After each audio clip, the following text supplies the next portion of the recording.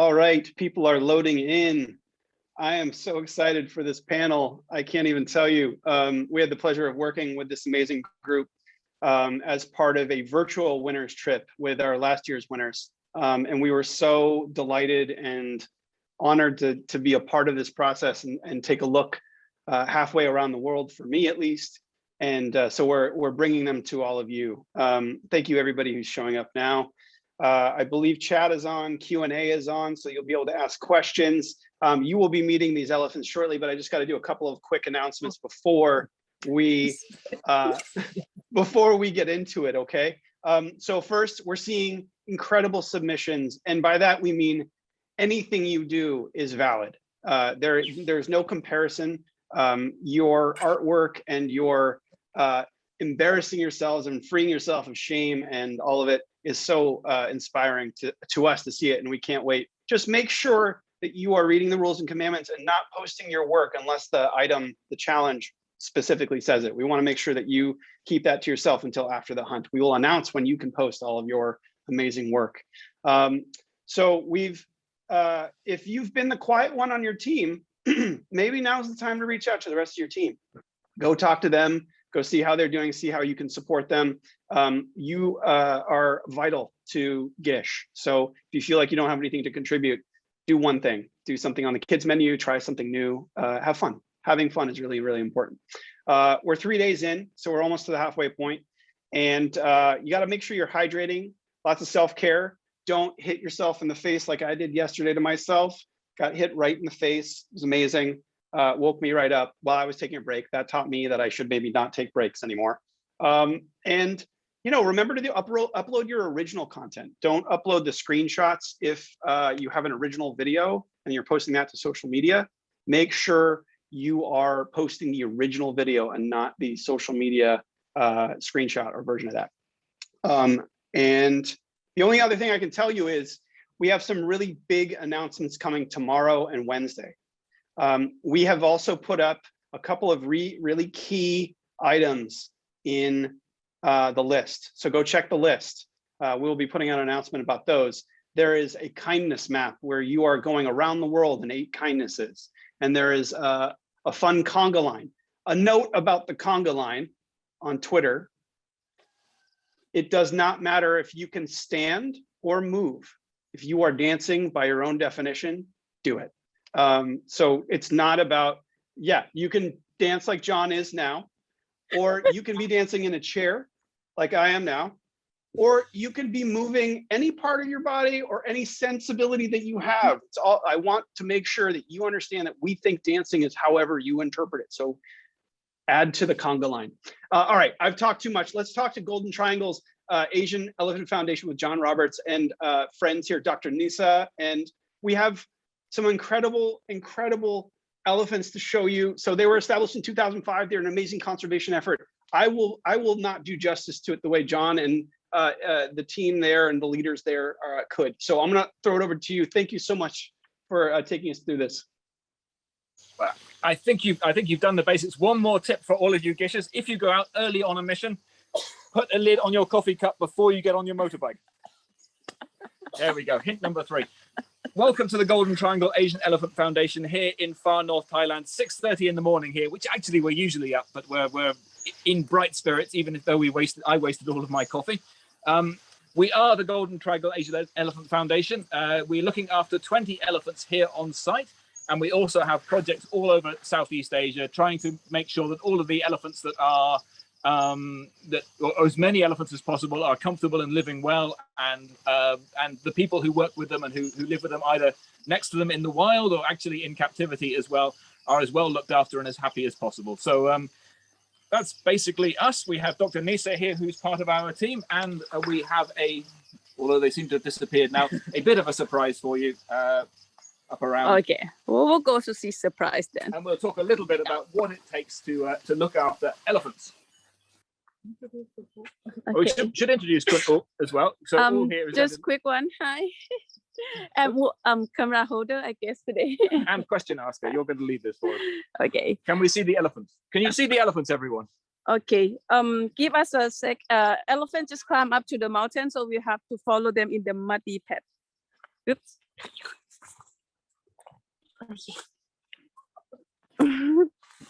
Sure.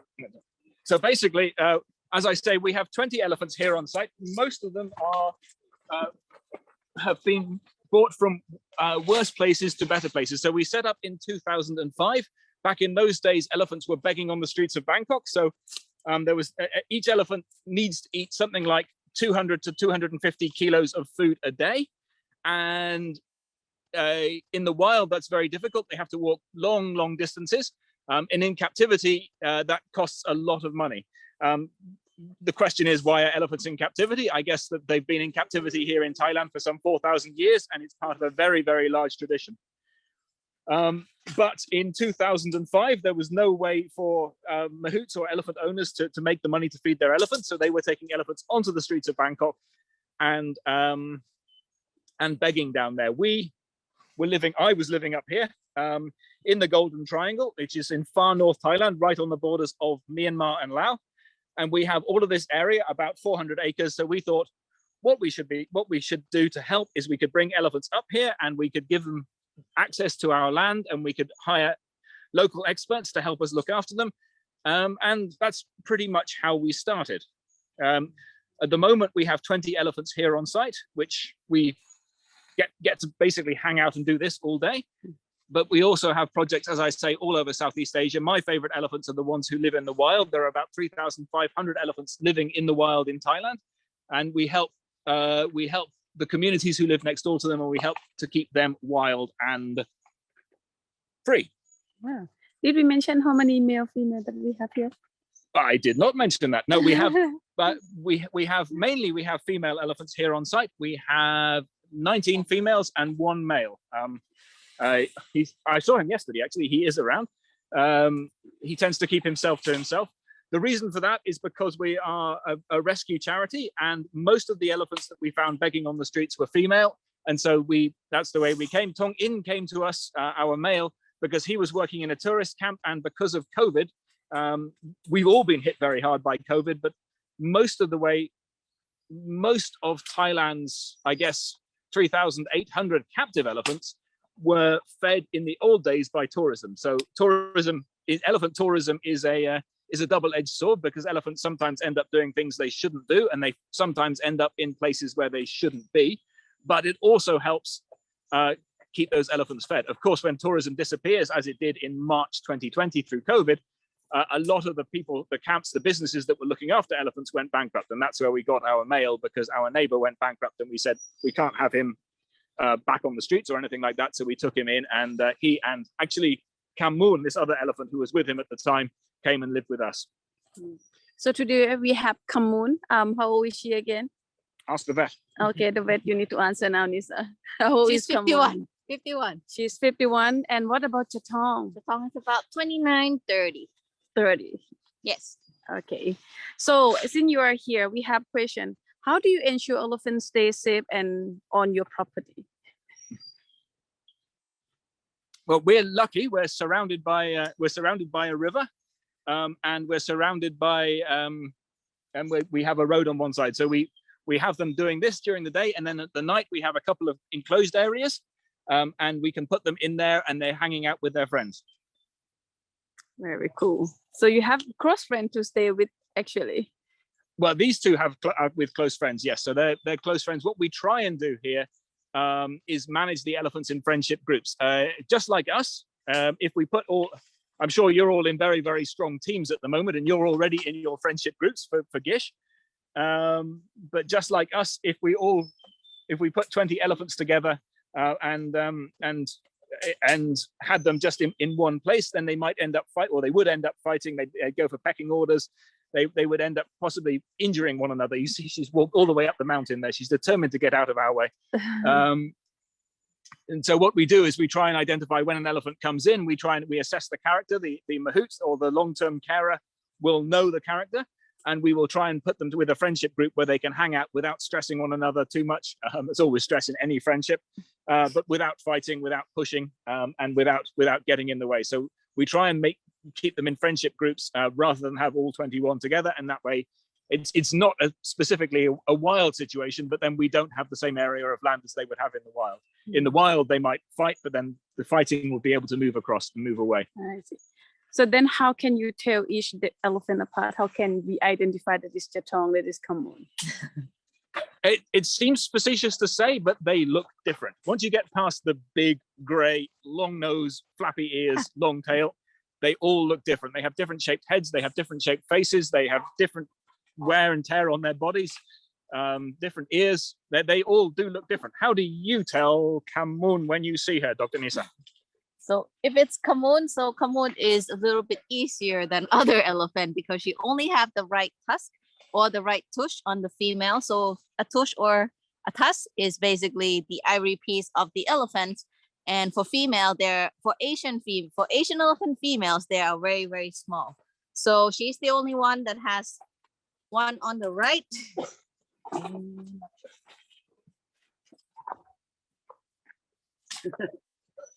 Yeah, that is Camoon. So in Asian elephants, only females grow tusks. In African elephants, males and females grow tusks. So that's why our lady here doesn't have tush. Exactly. We just come to the problem. What are the main type of elephant that we have here? So here we only have Asian elephant, which is Indian. What are I saying? So Indian elephant. Elephant Maximus. So we have Elephant Maximus, which is the Asian elephant. And for species of elephant in the world, we only have 3. So two other species are African elephants. So they are either the African African bush elephant or the African forest elephant. Okay. Savannah. And as you see, this is why we don't usually do these things on the mountain, because it's slippery. And when the elephant decides she wants to come through, we might slip down the mountain. So you can see what the mountaineering, how adapted elephants are for their for this area. We now have a 4.5 ton, 4,500 kilogram beast above us on a slippery slope that we know slippery because we almost just fell over. So you have some idea of the habitat that they live in. This would be the sort of habitat they live in the wild. About 50 years ago, there would have been wild elephants around here. Okay. Are elephant endangered in the wild and in Thailand? Well, the species is endangered based on IUCN decides what's endangered and what's not based on how many times where their population numbers have gone in the last 2 or 3 generations. And because elephant generations are so long, it's about the same, similar to human generations. They are classified. Asian elephant is classified as endangered everywhere it lives. In Thailand, though, numbers actually seem to be increasing, although we're not quite sure whether they actually are increasing or whether it's because now, even 10 years ago, if somebody saw an elephant in their rice paddy in their field, they would probably tell the village head would tell the local authorities, and it would stop there. Nowadays, of course, everybody has a telephone in their back pocket, which is a camera. So what they do is they take a photograph and they post it online, and everybody in the entire country who watches these things knows about it. But certainly the populations in Thailand, population numbers are steady or rising. There are a lot of baby elephants around. So the problem tends to be more wild elephants coming out into farmers' rice paddies and basically annoying eating the farmers' crops and taking away their living. So it's more, the worry is more conflict than poaching or loss of almost too many elephants. Although I hesitate to say that because I think we can all live together. Can't we all just get along? Okay, so earlier you mentioned about babies elephant. Do we have baby elephant on site? No, we're not we used to in the old days, especially with the street begging elephants tended to be baby elephants, but we're not a breeding camp. I think I've been working with elephants in and around Asia in captivity for over 20 years now. And it's very, very difficult. Oh, don't trip over, don't fall down the slope and squash us. See how good she is at moving around there. It's very, very difficult to keep elephants in any large number in the wild, in captivity, comfortably. They need space, they need their friends, they need very, very careful management. So we tend to think that there are too many, or I tend to think that there are too many elephants in captivity in Thailand, and an elephant's going to live for 70 years. So if we breed another elephant, even if we think we can look after it well for another 20 years, that's still 50 years we couldn't. So we tend not to breed here. Also, we only have one male, and he's not the most sociable animal anyway. Yeah. So elephant can live very long, like up to 60, 70 years old, like similar with humans. Yes. So how would you compare elephant age, like same year with human, like with dog and cat, we compare with 5 or something? I would say exactly the same. They tend to reach sexual maturity at the same age. They're go in the wrong order, but they're playing their calves at the same age, so they show play behavior and hang around until as juveniles and until we do. The same as we do. They hit maturity at roughly the same age. And well, I hate to say, because she's a 51-year-old elephant, but she's very, very sprightly. I'm 47. We're about the same age. She's beginning to feel her age a little bit, I should think, is Cameroon, but she's able to get around the place and be sprightly. And then at maybe 60 to 70 years, I think our life expectancy is a bit longer because we're able to access geriatric care and things like that, which is rather more difficult than for an elephant. One thing I guess you need to know about elephants is they only have 6 sets of teeth during their lifetime. So what can happen is they can wear down their teeth at about the age of 50 or 60, and then they don't get any more teeth, and we can't give them false teeth. So in that case, we have to really work to get them nutrition. How can you say only when you human have only have 2? He said 6 sets. That's a good point. Yes, I halfway through this. We should practice these things beforehand so we get a script. But humans can have false teeth, which is where I went in the end of that sentence, actually. Yes, humans can have false teeth, whereas elephants, we can't give them false teeth. And also we have toothpaste and toothbrushes, so we take better care of our teeth perhaps than elephants do. So yes, we only have 2 sets, but we know how to look after them. Okay. Since they have what next question, since they are very busy with what are they doing now? What do elephants normally eat? What kind of plant, vegetation, or do they eat meat or anything? So elephants are strictly herbivores, so they only eat plant-based food. They can eat variety of parts of the plants. Definitely, they can eat the barks, the roots, the fruits, even the trunk of the trees. And they can also eat all type of, mostly a lot of leaves and foliages that actually grow as well. So what you're actually hearing, all the crunching that's going on in the background, is the elephants are eating bamboo shoots. You're also seeing them eating bamboo leaves now. And for us, we basically provided the daily ration of the elephants consisted mostly of napier grass, it's a type of grass that for use for livestock here in Thailand. We also have sugarcane and bananas for the sweet tooth elephants that we have. And of course, we have pineapple fronds, so the leaf of the pineapple that the human doesn't use for anything, and for fiber and everything else. So it's just, for me as a veterinarian, is actually pretty hard to really focus on a very specific diet for each of the elephant, because we can't really copy of what they eat in the wild, and we can substitute as best as we can and manage the weight of the elephant and the health of the elephant by monitoring its overall it's overall basically. So yes, the one study that has been done identified that elephants in the wild in Thailand will eat about 165 different plants. So they're in this habitat. We have an area of grassland which is flat. It's currently just recovering from having been flooded, but there's an area of lots of different grass as well. So the idea is to give them as much varied fodder as possible, and that's very, very difficult in captivity if you don't have access to this sort of land. Yeah. I seen these two still not the oldest elephant here. So we have older elephant, right? How old is the oldest elephant, and how would you take care of them? So the oldest elephant that we have currently are in their 60. So one is 63, the other one is roughly about 62. So those 2 elephants are still, fortunately, they are older, but their teeth are still in functioning. So they're still able to grind down their food, but I also ration a lot of the food to be a bit more with softer food, just to make sure they don't wear it down too much, and make sure that they are not going to crush their teeth, I guess, by giving them too much sugarcane. So they're getting a little bit more banana than most of the other younger elephants. We have one elephant that has entered the geriatric age a little bit early, and she actually had wore down her tooth already. And we have to prepare her with a pre-cut food, which is we put grasses and sugarcane into a what is it called? A leaf grinder.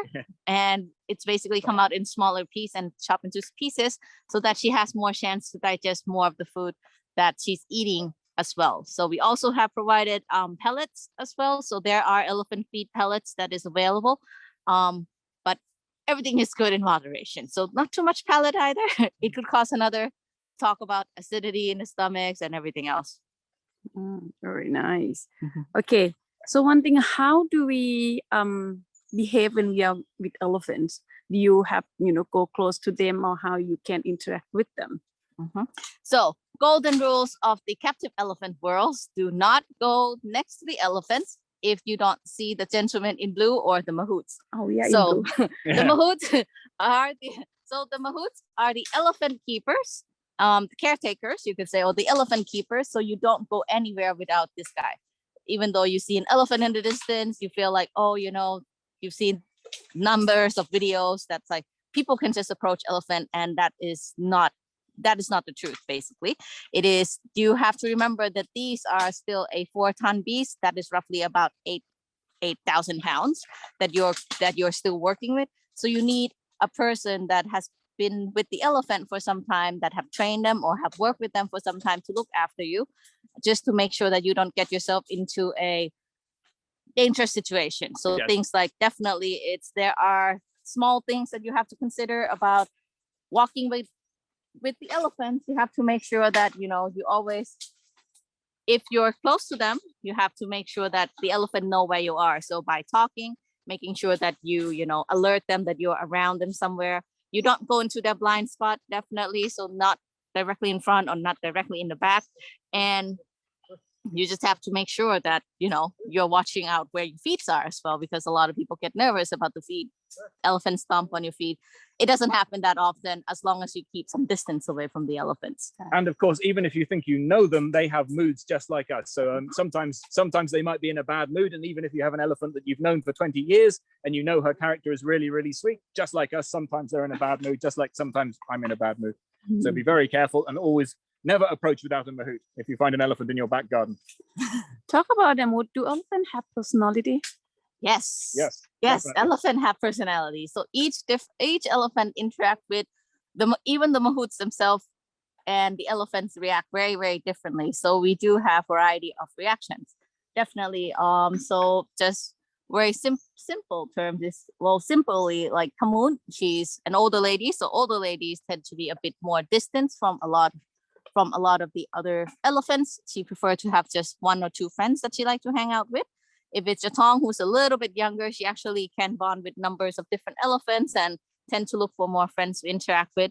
And then with human, then it's also definitely just like the human world. Elephant doesn't really like doctors. So if I have food in my hand, everything is okay. If I don't have food in my hand, there's something shiny in the pockets. Of course, they're going to be a little bit jittery, because that might mean that a shot is coming.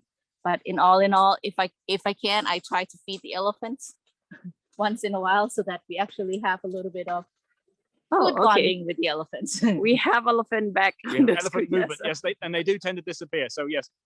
Oh, and we have another one clear at Jatong is here. Yes, there we go. Yeah, okay, we can go a bit closer to her. Go a bit closer, but just don't get, because it is a slippery slope. A literal slippery slope. So one question that now we have 20 elephant on site. How many elephant that we can have, like, as a maximum numbers here? When we were really rescuing baby elephants, we had up to 40 elephants on site. But I like this number of 20, because when we had 40 elephants on site, we had to give them less and less room and less freedom.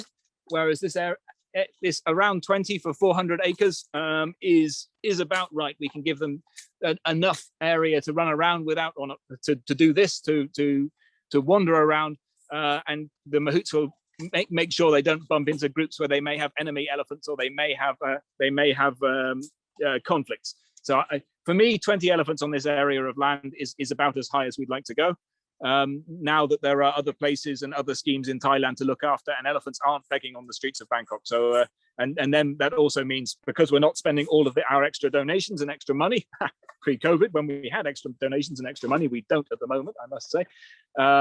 Instead of spending all sorts of our money on fodder for one elephant, we can actually pick schemes and fund schemes that are looking after maybe 100 or 200 elephants, like keeping English teachers in the schools in the Mahout's home village. So the Mahout kids grow up to have a broader horizon, or funding positive reinforcement training workshops throughout the country, or as we are at the moment, funding 15 vets to help make sure that every elephant in Thailand can get veterinary care free of charge, or to help the government do that. The government has a great scheme to do that as well, and we support. So 20 is about right for us for what we want to do with elephants on site, but also to allow us in normal times, when COVID's disappeared and we do have extra cash, to be able to look after and support more elephants than just one elephant on site. So you mentioned a lot that we rescue elephant from street begging elephant for some other places. One of the question is, would elephants ever stop being used for entertainment purposes? That's one of the questions about captivity. At the moment, and it's one of the big debates we have, and one of the reasons I say we're not a breeding camp, if we want to go deeper into those reasons, because we have 4,000 elephants or 3,800 elephants in captivity. All of them need to eat about 250 to 300 kilos of food a day. Very, very few of them have access to this sort of area. So while we have them in captivity, they have to do something to earn money, to raise money, to be able to feed themselves, to make them financially viable, to be looked after, if you see what I mean. The Mahouts are always going to try. The traditional keepers will always try, but at the moment, some form of entertainment, whether it be this sort of entertainment or some of the more manufactured bits of entertainment, is always going to be on the cards. It's our opinion, but the policy of the camp that we should be reducing the number of elephants in captivity, so we reduce the number that need to be doing that sort of the sort of unnatural entertainment. And we can have a number of elephants. Most of the elephants in captivity, or all the elephants in captivity, ideally would be able to have access to this sort of land. But to do that, we have to drastically reduce the numbers in captivity, which will take generations. So in the short term, no, but it's something we're working towards, to answer the question. And just in addition, just to make sure that, raising an elephant like this is also part of the cultures of the northeastern folks in Thailand as well. So there are also cultural importances of raising elephants in captivity like this as well. So it's just a little bit of a different view in that terms as well. Exactly. So it is deeply. It's a 4,000-year tradition, older than any of the major religions around here, to look after elephants, to keep elephants in captivity. So it's even though I've been living here for a while and can say we should stop having elephants in captivity, it's a very unpopular view, and I get to say it because I've been here for a while. But for anyone it's not something we've got to be very careful imposing our external views on a very, very deeply, very, very long and very old tradition. Thank you, Nisa. So how often are you able to bring in elephants that need help? Is that depends on donations or money, or Depends on you. Oops. Don't say that. It does depend on the boss. Who is the boss, by the way? It does depend on the boss, but it also depends, of course, yes, on donations and money. What we try and do at the moment, especially with COVID around and everything else, as I say, since COVID, one of our neighbors went bankrupt, so we took in their elephants. But for now, what we try and do is use our money, use what spare cash we do have, because our donations have dropped rapidly due to COVID, because we used to get our money through tourism as well. What we try and do is use what spare money we do have to help lots and lots of elephants and look after them in situ, if you like, rather than bring them in here. So, for instance, looking after we're not paying full wages, but we're subsidizing the wages of 15 elephant specialist vets around Thailand, so they can go and work with the government as mobile clinics to provide veterinary care to make sure all the elephants stay healthy. And that, I think, is a more efficient use of what cash we do have than actually bringing elephants here and in and looking after them. But of course, if an elephant wants to come, we actually took in an elephant 2 weeks ago. If an elephant wants to come, or a mahout wants to come, we very rarely say no, even though it's possibly against our better judgment, and it makes our life raising money a lot harder. Have you ever mentioned about how much it will need to take care of an elephant? It's about $18,000 a year to look after one elephant and Mahout and family. We've probably gone over our half hour, have we? Yes. No, well, I just, you all are so great at answering all these questions. There's lots of questions. This community, I mean, I love elephants. This community loves elephants. First of all, I want you all to go to helpingelephants.org and see the work that they're doing. And if you can help them, great. That's not the challenge. That's not the scavenger hunt challenge. I'm going to put that up in a moment. But yeah, I just want to be mindful of your time to all of you because I know you're doing vital work, and we just want to be respectful of the time that you have. And you've been such an amazing glimpse into this other world. We appreciate it so much. Well, thank you very much. One final thing, because it's very nice. And also our Facebook page, which I think is linked from there, GTAF Helping Elephants. If you do have questions, we do a live stream pretty much once a day. It's probably outside your time zone, but please do join us for GTAF Helping Elephants. And we will do a live stream, and we can continue to answer questions there as well. Yep. We also have elephant educational things we do on YouTube. Yep, we have all the socials up here on the screen now, Ellie Health, and you've got all of that here. We'll make sure we put that out to everybody. If you can consider supporting the work that's being done, that would be amazing. Look at this beautiful, beautiful baby. We've also got our challenge here, our GISH item that I'm going to put up here on the screen as soon as I learn how to use my fingers again. And here we go. The challenge here, which will be in the list shortly, are item number 4, image or video. Elephants are endangered due to issues like habitat loss and human-wildlife conflict, and they're not the only species suffering. Turn human-wildlife conflict into human-wildlife coexistence. Invent a kind solution to help you coexist with other critters as you compete for resources. The bugs in your house, that rabbit that steals from your garden, snack-happy backyard elephants, for example. Be mindful of all species in your area. For example, bee fences work in Africa because elephants are afraid of bees, really, but don't work in Asia because they attract bears. So that is your item. So go out and get on that, obviously, Gishers. Again, Dr. Nissa, everybody, Associate John, everybody, thank you so much for hanging out with us. And helpingelephants.org. Go check it out. Thank you very much. All right, bye. Good challenge.